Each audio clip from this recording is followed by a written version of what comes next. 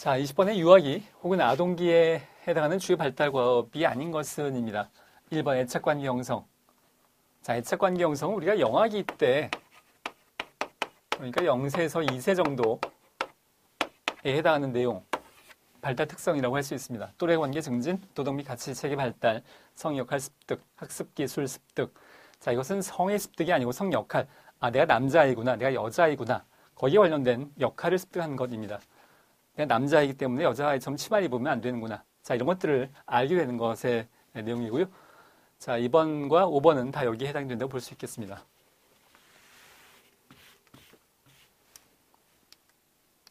자, 21번을 보죠. 청년기 혹은 장년기의 발달과제 학자와 내용이 연결이 옳지 않은 것은입니다. 자, 레빈슨, 직업선택, 사회적 역할 맞고요. 팩, 자아분화.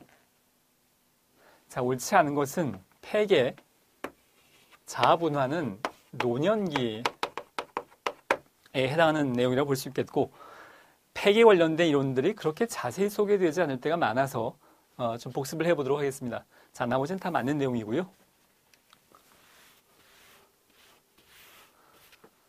자, 팩의 발달 이론은 인생의 후반기만 다루고 있습니다.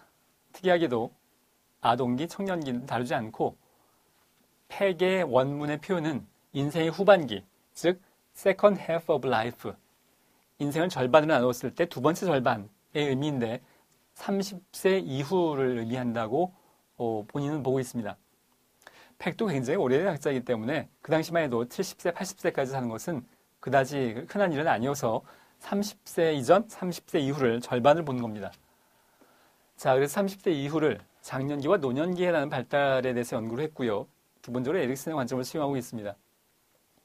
그래서 중년기는 4가지, 또 노년기는 3가지 발달 과제를 제시하고 있는데 여기서 이제 노년기만 살펴보겠습니다. 노년기의 3가지 발달 과제를 다음과 같이 제시하고 있습니다. 첫 번째는 자아분화 대 직업 역할에 대한 몰두. 이것이 이제 방금 질문에 나왔던 그 자아분화.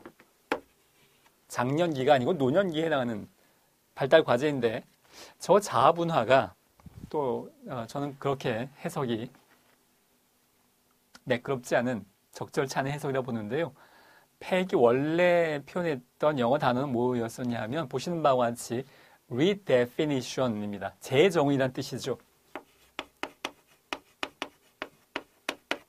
셀프를 자아라고 하기도 하고 자기라고 하기도 하는데 여기서 뭐 큰 구분은 필요 없겠습니다만 자아에 대한 재정의, 사실 이렇게 표현하는 게 더 낫지 않을까 싶은데요. 이것을 자아분화라고 이제 해석하고 많이 알려져 있어서 가족 치료에서 의미하는 엄마와 아이가 자아분화가 안 됐다. 그 의미와는 아주 다른 의미입니다.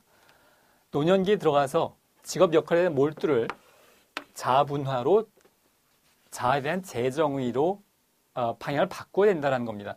그 이전까지 노년기 이전까지 장년기까지 자신의 자아를 직업에서의 성공, 내가 직장에서 어떤 일을 할 수 있는지 이것에 자아를 굉장히 몰두했다면 이제 노년기에 들어서서 은퇴를 하기 때문에 만약에 직업에 대한 몰두를 계속하게 된다면 노년기에 들어서는 굉장히 허무하게 되는 자신의 삶이 직장을 안 나가게 되는 것이 굉장히 그 자아의 그 정신건강에 위험이 되는, 그렇기 때문에 직업에 대한 역할 몰두를 이제 노년이 됐으니 접고 새로운 재정의를 해나가야 된다라는 말의 의미입니다. 장년기는 직업적 역할에 자신의 자아를 몰두했다면 은퇴 즈음에서 노인들은 자신의 가치를 재정의할 필요가 있겠습니다. 자아분화라고 합니다만 재정의의 의미입니다. 신체 초월 대 신체 몰두. 역시 특히 뭐 청년기 힘센 특히 남자들은 뭐 이렇게 근육도 생기고 이것에 관련된 몰두를 굉장히 많이 하죠. 그러다가 사실은 노년기에 됐을 때 머리도 빠지게 되고 기운도 빠지게 되고 어딘가 여기저기 관절도 아프고 하게 되죠. 그런 신체 몰두에서 신체 초월로 건강 및 외모의 노쇠. 외모도 이제 거울을 보면 어색하다는 그런 그 노래 가사가 있듯이 뭐 저도 좀 그렇습니다만 외모에 있어서의 노쇠를 피할 수 있는 사람은 없죠. 그걸 그대로 잘 받아들여야 그래야 정신 건강에 유리하다라고 보는 건데요. 건강 및 외모에 있어서의 노쇠에 대해서 적절하게 신체 몰두하지 말고 초월하기 시작해야 된다는 겁니다. 그리고 세 번째는 자아초월대 자아몰두인데요. 이것은 이제 죽음과 관련된 내용입니다. 불안이나 두려움 없이 자신의 죽음을 불가피한 것으로 인정하고 긍정적으로 받아들이는 것. 그것을 자아초월대 자아몰두. 자아에 몰두하다가 이제 자아를 초월해서 내가 이제 죽기 전에 내 자식들을 위해서 이 사회를 위해서 기여할 수 있는 것이 무엇인가. 나는 이제 곧 죽게 될 거니 얼마 안 있어서 죽게 될 게 이제 명확하니 자신의 자아에 몰두하기보다 그걸 초월해서 어떤 것을 남기고 할 것인가 이런 것들에 더 관심을 갖기 시작해야 그래야 건강한 정신 건강한 노년기를 보낼 수 있다는 의미입니다. 자, 일단 문제에서는 장년기를 묻고 있고요. 이번에 폐계 자아분화는 노년기에 해당하는 개념입니다.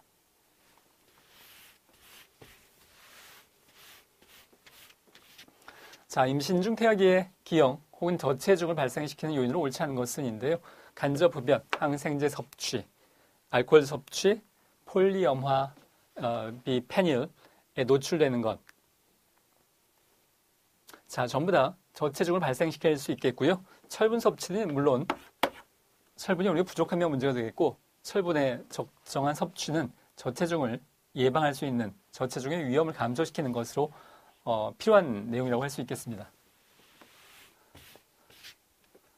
자, 23번에 유아기에 관련된 인지발달 특성에 해당하지 않는 것은입니다. 표상에 의한 상징적 사고, 자기중심적인 사고, 비가역적 사고, 물활론적 사고 다 유아기에 해당이 된다고 볼 수 있겠는데 연역적 사고는 자, 이것도 이제 피아제 인지발달 이론에 관련된 문제일 텐데요. 가설 연역적인 사고, 추상적인 것에 대한 논리적인 사고가 하는 것은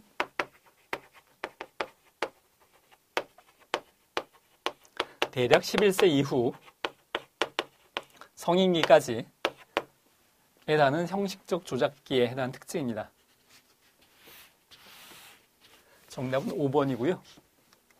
자, 24번에는 퀴블러-로스에 관련된 죽음의 직면 단계에 포함되지 않는 것인데 퀴블러-로스에 관련된 그 죽음의 심리적인 적응 단계는 뭐 너무나 출제가 많이 되기 때문에 여러분들이 익숙하실 텐데요. 거기에 일단 해당하지 않는 것, 뭐 출제 이용은 굉장히 간단한 내용입니다. 자학, 이번에 자학은 거기에 해당되는 내용이 없습니다. 뭐 워낙 중요한 내용이기 때문에 복습을 간략히 해보면 첫 번째 5단계에 있었죠. 부정 단계입니다. 아닐 거야. 병원에 갔는데 시한부 인생 6개월 남았다고 했을 때 에이 그럴 리가 의사가 오전이겠지. 내가 죽다니 아닐 거야. 부정하는 거고요. 두 번째 분노 뭐 오타입니다. 죽음을 병원을 여기저기 돌아다녀 봐도 다 이제 6개월만 정도 남았다고 하면 부정할 수는 없겠는데 이제 화를 내는 거죠. 왜 하필이면 나에게 이런 일이 벌어지는가. 세 번째 협상당입니다. 내가 뭔가 어떤 일을 하면 뭐 또는 종교 활동을 열심히 하면 뭐 공부를 열심히 하면 청소년 상담사 합격을 하면 혹시 오래 살 수 있지 않을까? 사실 뭐 제3자가 보기에 그렇게 합리적이지 않겠지만 협상을 해보는 겁니다. 내가 이렇게 하면 협상 더 살 수 있지 않을까? 자, 뭐 협상을 한다고 해서 될 문제가 아니기 때문에 죽음은 계속 다가오는 걸 느끼면서 우울 단계. 처음부터 우울하기보다는 이런 단계를 거쳐서 우울할 가능성이 높다는 거고요. 5번째 수용 단계입니다. 이 수용 단계에 대해서는 또 여러 교재들이 좀 적절하지 않게 설명한 것들이 많이 있는데요. 자, 정확히 표현하자면 죽음에 대해서 우울감이나 분노감을 느끼지 않고 그래서 아무런 감정도 갖지 않게 되는 것의 의미여서 여기서 아무런 감정도 갖지 않는다는 말의 의미는 감정 자체가 메말랐다. 그런 의미가 아니고 사람이 죽기 전까지 어떻게 감정이 메마를 수 있겠습니까? 우울감이나 분노가 사라진다라는 죽음에 대해서 받아들이는 것의 의미입니다. 임종을 사실 있는 그대로 받아들이는 것의 의미가 수용 단계의 적절한 의미입니다. 그리고 또 너무 초월적으로 이야기해서 뭐 그 종교적인 아주 그 큰 의미를 부여하는 것처럼 굉장히 의미를 부여하는 경우도 있는데요. 그냥 있는 그대로 받아들이는 것 이게 가장 좋은 설명입니다. 이제 갈 시간이다라는 수용의 태도에서 침착함과 평온함을 보이는 것이겠고 자, 여기서 꼭 여러분들이 기억해야 될 것은 이 5단계를 누구나가 다 5단계까지 오는 것이 아닐 뿐더러 이것이 위계적인 것은 아니어서 1단계, 다음에 2단계, 3단계 순차적인 것만은 아니어서 2단계에서 다시 1단계로 되돌아갈 수도 있고 1단계에서 2단계 건너뛰고 3단계로 갈 수도 있고 또 누구나가 5단계까지 이르지 않는다는 것의 특징을 기억하셔야 됩니다. 자, 25번에 인간 생애 주기의 이해 관련된 설명으로 옳은 것입니다. 성장과 발달은 우리가 횡단, 종단 이야기할 때 시간의 흐름에 관련된 것은 종단이죠. 횡단이 아니고 종단적이라고 할 수 있겠고요. 인간의 삶에는 비지속성 혹은 단절의 특징이 있다. 물론 지속적입니다. 연속적이고요. 인간의 삶을 전체가 아닌 부분으로 이해해야 되는 것. 이걸 정답이라고 생각하시는 분은 아마 없을 것 같습니다. 부분이 아닌 전체. 이렇게 너무나 당연한 얘기고요. 인간 행동 이해를 위해서 환경보다 유전적인. 자, 이것도 너무나 여러분들이 너무나 알고 있을 만한 내용입니다. 환경과 유전 둘 다 중요합니다. 상호작용. 마지막으로 5번. 생애 주기의 연령 구분은 국가와 사회적 상황에 따라서 다양하게 나타나는 것. 조선시대에는 사실은 15, 6만 돼도 결혼하고 어른으로 대접받았었는데 요즘은 30세 가까이 돼서 결혼을 해야만 대학생은 요즘 애들 취급을 받죠.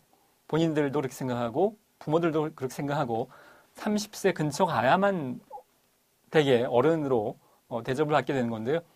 사회적 상황에 따라서 다양하게 나타난다고 볼 수 있겠습니다. 정답은 5번입니다. 자, 이번 시간은 여기까지 마무리하도록 하겠습니다.